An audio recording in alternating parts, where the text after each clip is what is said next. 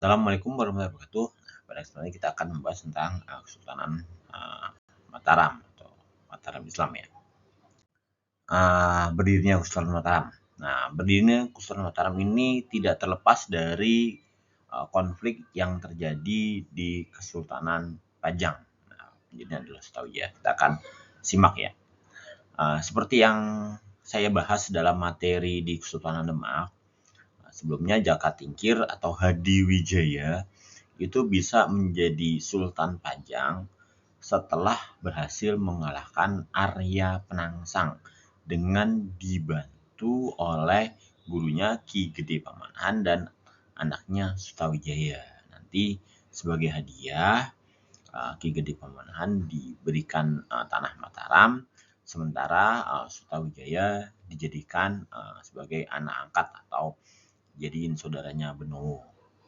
Nah, kemudian Jaka Tingkir sendiri punya anak Benowo dan yang putri, yang perempuan yang nanti akan dinikahkan dengan Arya Panggiri. Nah, Arya Panggiri sendiri adalah anak dari Sunan Prawoto. Nah, kalau di konflik Demak, Sunan Prawoto itu adalah kakak ipar dari Jaka Tingkir atau Hadiwijaya.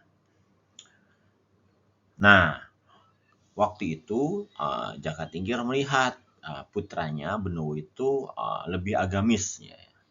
Jadi lebih suka tentang bagaimana ilmu-ilmu Islam, jadi ustadz atau kiai lah. Nah, sementara menantunya Arya Panggiri menurut pandangan beliau itu kok punya visi politik yang lebih kuat. Toh juga masih suami dari putrinya juga. Makanya kemudian akhirnya sebelum wafat beliau berwasiat bahwa yang menjadi Sultan Pajang berikutnya adalah Arya Panggiri. Nah, sementara Benowo sendiri diangkat menjadi Adipati Jipang. Nah, sepeninggal wafatnya Jaka Tingkir, bapaknya, Benowo merasa kecewa. Kenapa? Karena kan yang harusnya menjadi Sultan Pajang kan Benowo. Kenapa kok malah jadi Arya Panggiri? Kemudian Benowo berkoalisi sama saudara angkatnya yaitu Sutawijaya. Nah, kemudian singkat cerita berhasil mengalahkan Arya Panggiri.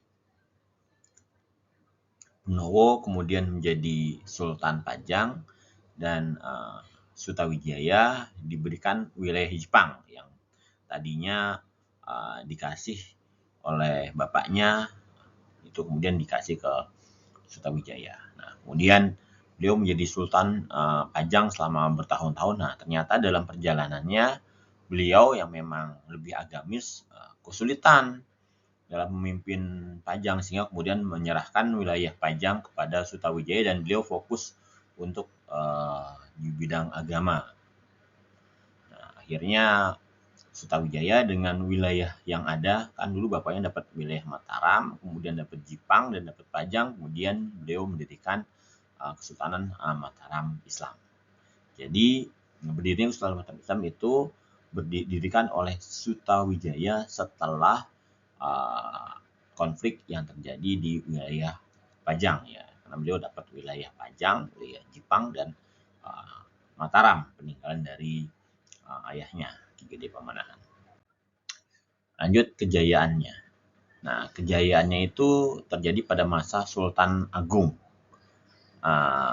Beliau memiliki armada militer yang kuat, sehingga bisa memperluas wilayahnya ya.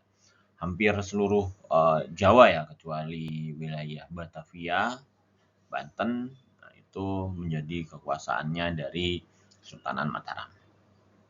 Nah, kemudian beliau juga membuat kitab Sastra Gending dan kitab Surya Alam untuk mengatur pemerintahan. Nah, kemudian kebijakan beliau berikutnya adalah mengubah kalender Saka. Ya, kalender Saka itu kalender Hindu menjadi kalender Jawa yang berbasis kalender Islam, kalender Hijriah. Nah, ini salah satunya kalau kalian lihat di gambar itu ada bulan Suro. Nah, itu bulan itu dari bulan Muharram.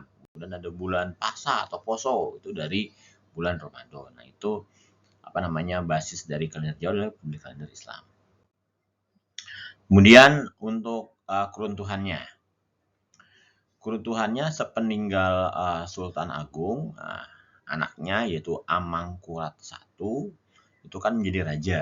Nah, ketika beliau menjadi raja, kebijakannya itu banyak yang kurang pas.